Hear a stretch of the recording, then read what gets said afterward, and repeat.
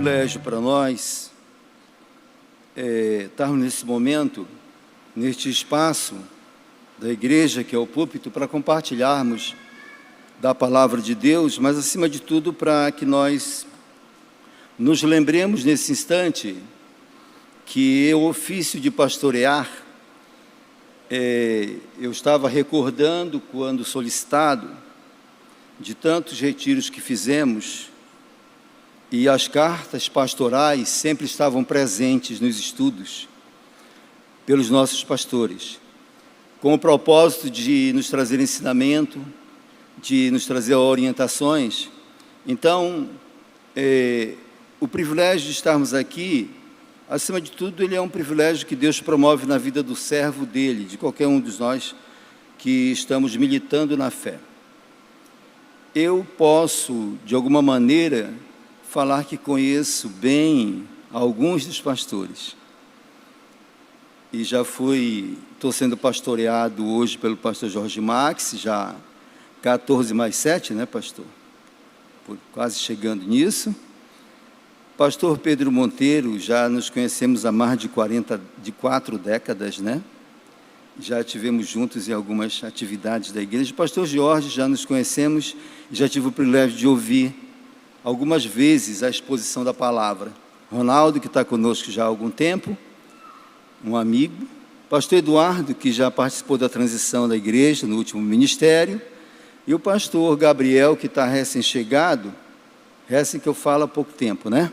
Mas já está na labuta, militando com jovens e adolescentes.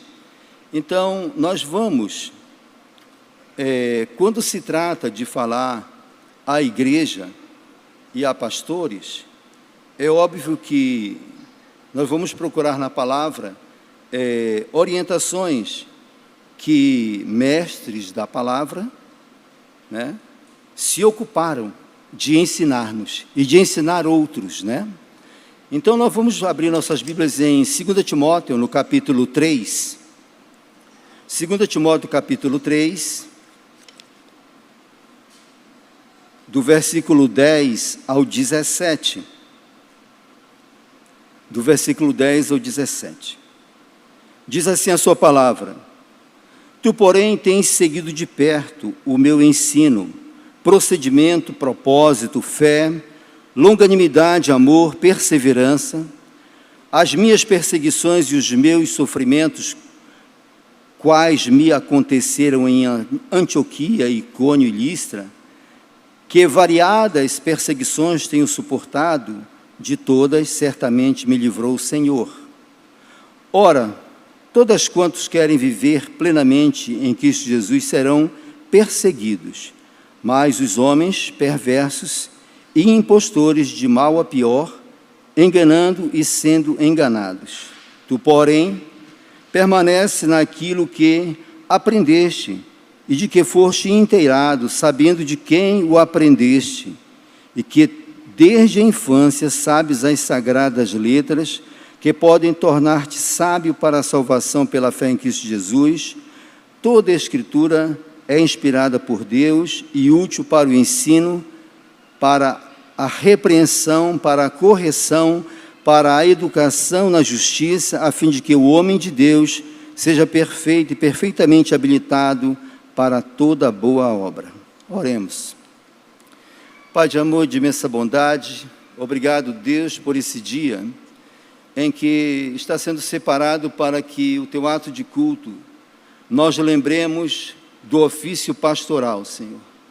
Muito obrigado por tua palavra, porque ela nos ensina, ela nos exorta, ela nos constrange, Senhor, para que vivamos e convivamos com ela de tal maneira que nunca venhamos a nos afastar das tuas verdades. Queremos te agradecer pela vida desses pastores que aqui estão, pelos ministérios que estão vivenciando, mas, acima de tudo, pela fé inabalável que tem constituído, Senhor, a sua caminhada. Muito obrigado pela tua igreja, Senhor, que é parte integrante, muito embora estejamos aqui voltados para a figura pastoral, para o sacerdócio, Senhor, daquele que conduz o rebanho. É importante lembrarmos que a igreja faz parte do processo e o pastor que é condutor do rebanho, haverá de que, ao longo do caminho, instruir, ensinar, admoestar e, se necessário, advertir. Muito obrigado, Deus, por essa manhã, aonde nós vamos estar lembrando das palavras de Paulo, voltadas, Senhor, para o seu filho na fé e para o jovem Timóteo, Senhor. Muito obrigado, Deus, pela tua palavra viva e eficaz. Agora, Senhor, aguça nossos ouvidos e fala nossos corações. Te oramos em nome de Jesus. Amém. Eu gostaria de, nesse primeiro momento, lembrar que a igreja, ela é conduzida desde os primeiros momentos por homens que Deus designou para liderá-los. E isso nos faz lembrar Atos 1:8, quando a intenção do nosso Deus, naquele momento, era dar início de forma mais organizada à exposição e à igreja, quando ele pede para que os apóstolos permaneçam em Jerusalém, para que ele deixe, naquele momento, baixe o Espírito Santo sobre eles, para que o capacitassem a conduzir o rebanho, para proclamar o reino. Portanto, a vida pastoral, ela requer vida íntima com Deus. Os vocacionados, que eu particularmente tenho uma admiração especial, porque o pastoreio requer não só dedicação, mas uma série de outras características e virtudes que cada pastor busca adquirir ao longo da sua caminhada, para que o rebanho do Senhor seja conduzido centrado na palavra. Eu posso dizer da minha alegria de ver a Igreja Batista de Constantinopla sendo conduzida e centralizada na palavra. Isso deve ser para todos nós um motivo de grande alegria. Vivemos dias difíceis. Antes de chegarmos ao versículo 10, quando inicia o capítulo 3, nós vamos perceber que as dificuldades eram intensas. O momento não era fácil, era bem difícil. Roma estava, evidentemente, que vivendo transições políticas, e a igreja era perseguida. E nós, aqueles que têm o maior cuidado na leitura da palavra, vão perceber que a segunda epístola de Paulo a Timóteo, ela é a última das 3 pastorais. A primeira, e Tito, ele escreve em plena liberdade, podendo pensar, podendo traçar estratégias, sonhar os seus planos e chegar onde o seu coração almejava, e Deus proporcionava assim que ele fizesse.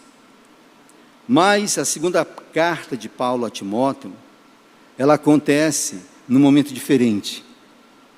Paulo está preso.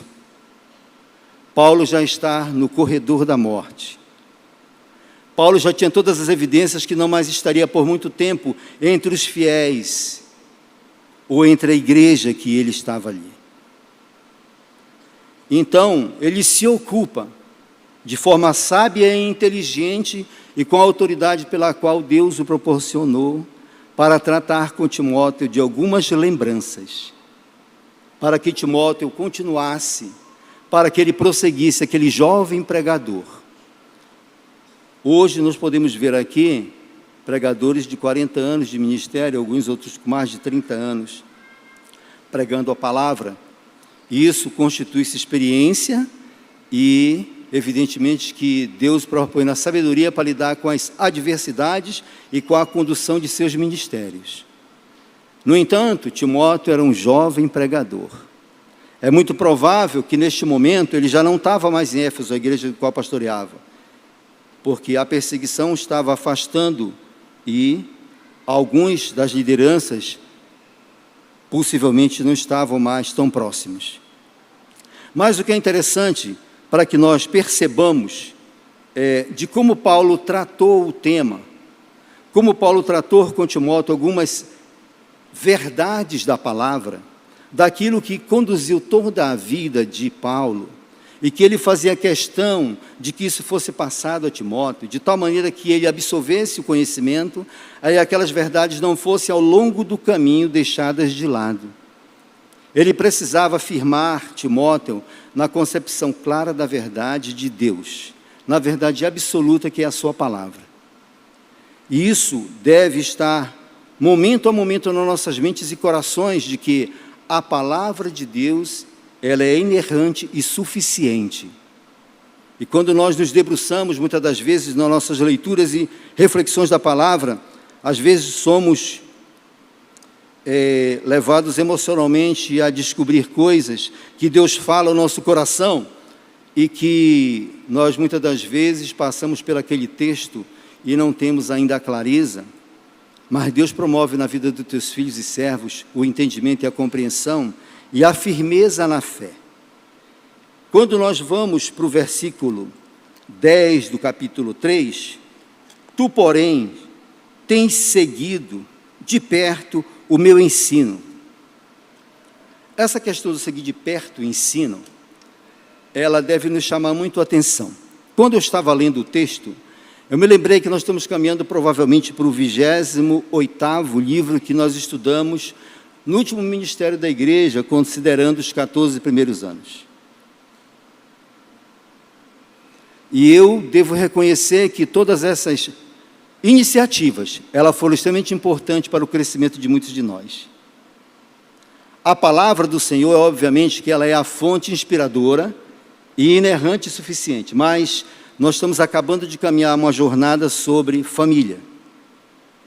Sobre família.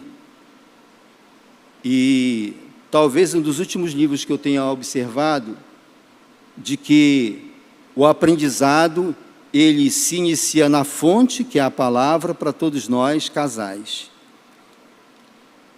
Nos outros livros que já estudamos, nós vemos algumas diferenças, mas esse, ele nos conduz com uma certa clareza, como o sacerdote da família, como a esposa, e como essa convivência familiar, ela pode promover nas nossas vidas, como família, mudanças extraordinárias. Então, quando está se observando a postura de Paulo, o olhar de Paulo agora está para Timóteo. Tem seguido de perto o meu ensino. Procedimento, propósito, fé, longanimidade, amor, perseverança. Essas variáveis virtuosas do qual Paulo está introduzindo aqui na vida de Timóteo, e que se faz necessário, ela se conclui exatamente com a perseverança. Se é uma das coisas que eu tenho observado na vida de pastores, é de que o pastoreio requer e exige perseverança. Porque as dificuldades, evidentemente, elas advêm, e hoje vivemos num mundo diferente, porque as questões chegam, os problemas estão aí, e a igreja está diante deles, porém, a verdade precisa ser sempre buscada e sempre orientada. A palavra será sempre a fonte inesgotável do Senhor, do qual todo ou qualquer pastor deve beber dela e dela partilhar com a membresia. Quando você vai para o versículo 11, as minhas perseguições e os meus sofrimentos, quais me aconteceram em Antioquia, Icônio e Listra, que variadas perseguições tenho suportado, de todas, entretanto, me livrou o Senhor. Quando você vai sair desse texto para olhar Atos 13 e 14, você vai dar de encontro exatamente com todas essas etapas do qual Paulo vivenciou de sofrimento, de lutas, do qual Deus o preservou. O que devemos entender e compreender dessa iniciativa de Paulo, de fazer com que Filemon estivesse atento à palavra e às instruções, e que não se desviasse dela, é porque Paulo tinha plena convicção de que ele estava fundamentado na verdade de Deus. Esse ensino do qual ele está transferindo, tornando Filemon talvez um sucessor, a pretensão de Paulo é de que ele não só alcançasse toda a vida de Timóteo, mas de todo aquele vocacionado para a palavra do Senhor. As palavras do qual Paulo está tratando com Timóteo, elas devem ressoar hoje no seio da igreja, como princípio inesgotável, como fonte única de consulta, para que a igreja não venha a sucumbir diante de tantos movimentos equivocados que a gente percebe. E ele segue: ora, todos quanto querem viver piedosamente em Cristo Jesus serão perseguidos. Essa afirmativa de Paulo, quanto à piedade e à forma de nós seguirmos, isso não é nenhuma novidade para todos aqueles que militam na fé já desde a sua experiência de conversão. Você pode ter uma experiência na escola, você pode ter uma experiência na faculdade, do trabalho. O que, na verdade, acontece é que, se você professar a sua fé genuína, você será, de alguma forma, questionado. É assim que tem sido, mas nós temos o papel de testemunharmos e de vivermos a palavra a partir desta convicção do qual Paulo está passando a Filemon, de como ele deveria viver. E no que diz respeito: mas os homens perversos e impostores irão de mal a pior, enganando e sendo enganados. Esse cenário do qual Paulo está, de alguma forma, passando a Timóteo, ele não é nenhuma novidade para nós. Se nós formos, de alguma forma, observarmos nesse tempo, nós vamos observar que já existem determinados movimentos de liderança sendo envergonhados pela conduta equivocada de tornar o evangelho conhecido de alguns.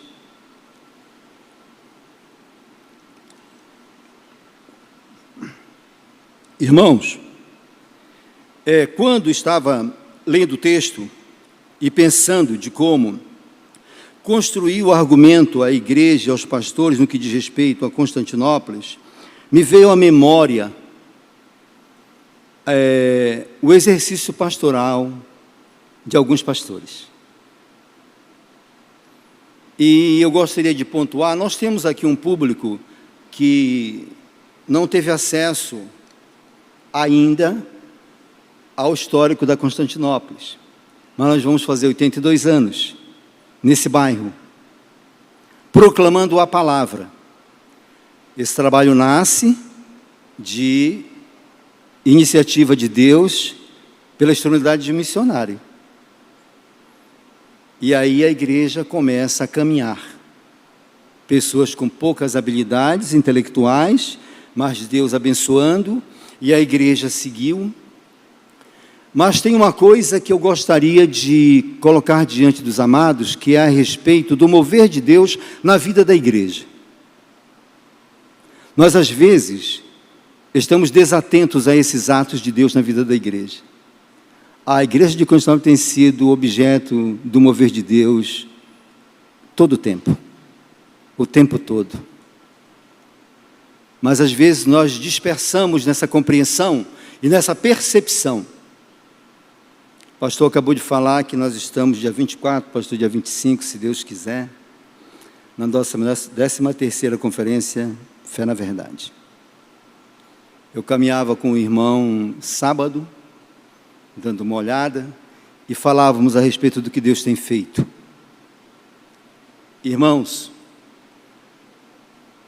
a caminhada pastoral, ela se processa juntamente com a igreja.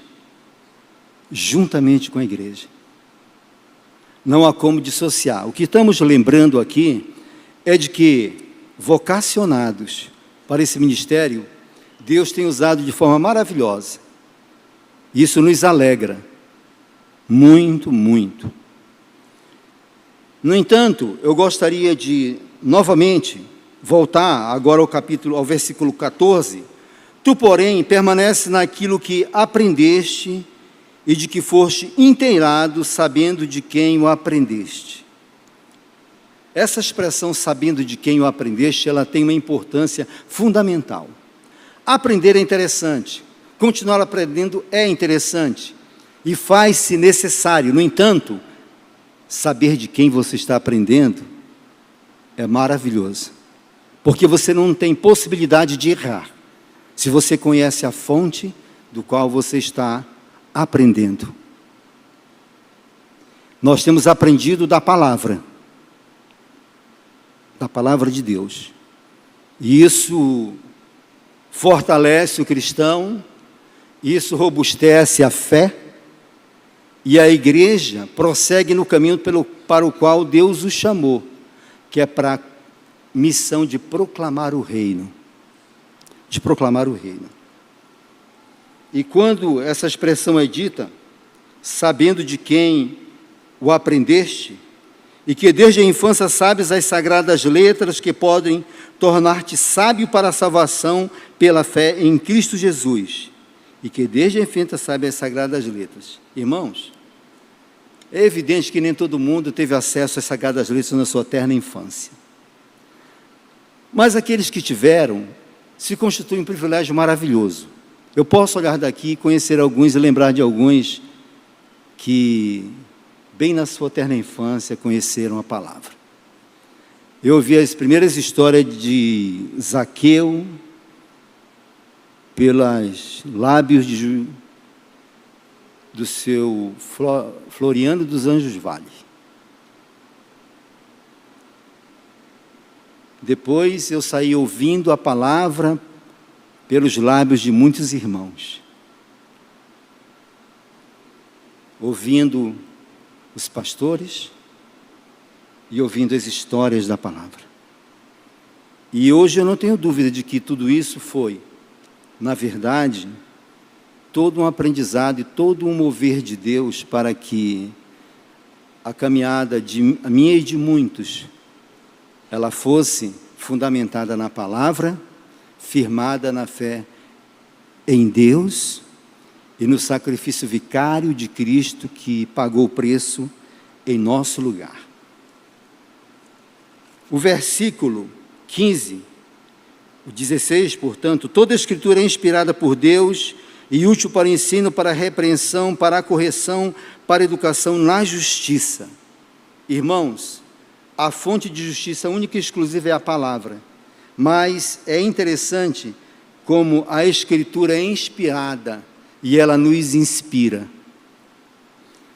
Eu quero partilhar rapidamente com os irmãos uma experiência que tive com um pastor. Ele era conferencista aqui na Constantinópolis e a igreja sempre promove aquela ida de um passeio. E o irmão que estava previsto fazer essa condução não pôde ir e me ligou. Eu estava no trabalho.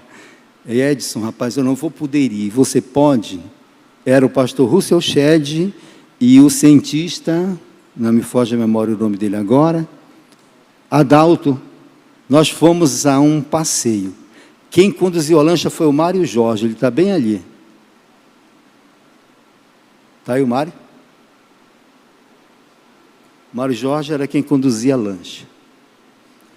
E nós chegamos em Janauacá, fizemos uma refeição muito bem feita pela diva, e eu fiquei coisa de 2 horas conversando com o pastor Russell Shedd, que concluiria um livro, e ele estava muito admirado pela natureza que o Janauacá proporciona, e ele conversamos 2 horas. Que 2 horas! Que 2 horas de conversa! Então, eu louvo a Deus pelos homens vocacionados e que professam a palavra, e pelas oportunidades que Deus promove na vida de cada qual de nós, que muitas das vezes a gente nem sonha nem pensa que vai passar por elas. Mas Deus promove na vida de cada qual de nós momentos indeléveis e maravilhosos, que só fortalecem a fé e nos faz cada vez mais sólidos naquilo que cremos. a fim de que o homem de Deus seja perfeito e perfeitamente habilitado para toda a boa obra. O objetivo de Paulo, ao chegar a Timóteo com todas essas orientações, era para que Timóteo fosse não só equipado, preparado, com todas essas ferramentas e virtudes do qual ele estava adquirindo para pastorear a igreja de Cristo. Para não sucumbir na trajetória e na jornada. Eu penso que a Igreja Batista de Constantinopla tem desenvolvido seu ministério sobre os cuidados do Senhor, sobre a inspiração de pastores, e hoje nós temos sido cuidados por uma equipe de pastores que estão previstas no Estatuto, no regimento da igreja, e também por pastores que têm estado conosco, nos auxiliando. Pastor Eduardo, pastor Jorge, já estão conosco há algum tempo. E eu sou grato a Deus porque nós temos podido aprender e crescer no conhecimento da palavra e no conhecimento de Deus. E quando você faz algumas leituras em comentários de grandes homens como John Stott, John Piper, John MacArthur, você vai perceber que essas orientações são interessantes, importantes, que nos trazem crescimento, mas, acima de tudo, a gente começa a perceber que a nossa maior dificuldade como igreja, às vezes, é o desconhecimento de Deus. O púlpito prega, o púlpito ensina, a EBD tem essa instrumentalidade, mas a vida cristã requer de cada qual de nós uma vida pessoal com Deus. Pessoal. Um relacionamento pessoal com Deus. E a partir daí, os desafios são crescentes, e quando você não conhece Deus, você pode tornar-se uma presa fácil dos movimentos, de tudo aquilo que vivenciava naquele momento Paulo e Timóteo. A igreja estava sendo perseguida. Mas alguém pode dizer assim, mas Edson, agora nós estamos bem, não há perseguição. É necessário que a gente saiba discernir os tipos de perseguições que hoje assolam a igreja, que penetram na igreja. Isso é importante que saibamos discernir, porque ela pode entrar por uma rede social, pelo canal de TV, pela uma amizade inadvertidamente que você desenvolve, e você finda comprometendo o seu crescimento, a sua caminhada de fé e aquilo que Deus deseja tanto que sejamos, fiéis, santos como Ele é. E eu gostaria de concluir essa palavra indo para o capítulo 4, versículo 2. Prega a palavra, insta que seja oportuno, quer não, corrige, repreende, exorta com toda longanimidade e doutrina. Não há tempo para deixar de falar ou de, pela vida, testemunhar. Pela vida, testemunhar. Nós fomos a um congresso e o pastor Antunes, eu fui junto, lá em Porto Velho. E nós fomos jantar, eu, o pastor Antunes e o irmão Barros de Carvalho. Aí nós chegamos no restaurante, pegamos o cardápio, e quando procuramos o pastor Antunes para fazer a escolha, ele não estava mais ali conosco. Procura o homem, ele estava na cozinha, não tinha um cozinheiro parado, ele estava pregando a palavra. Na cozinha do restaurante, E o Barro disse, Edson, tem tempo para tudo, o pastor Antônio não pê isso, rapaz. É hora de almoçar, de jantar. E desse púlpito, Tarcísio Medeiros falou no dia do funeral, do culto fúnebre de Antunes de Oliveira. Se alguém, e se Antunes de Oliveira caísse, ele até citou, na Eduardo Ribeiro, na 7 de setembro, com um infarto fulminante, e alguém metesse a mão no bolso do paletó de Antunes de Oliveira, que era como ele andava, sabe o que encontraria lá? As 4 leis espirituais. O bolso dele era cheio. Irmãos, eu queria agradecer, pastor, não só ao pastoreio, não só ao pastor Jorge, pastor Eduardo, pastor Gabriel, pastor Pedro, missionário Ronaldo, pastor Jorge. Tenho aprendido muito, muito, com os amados pastores. Penso que a igreja tem o mesmo sentimento de estar aprendendo. Agora fica a advertência.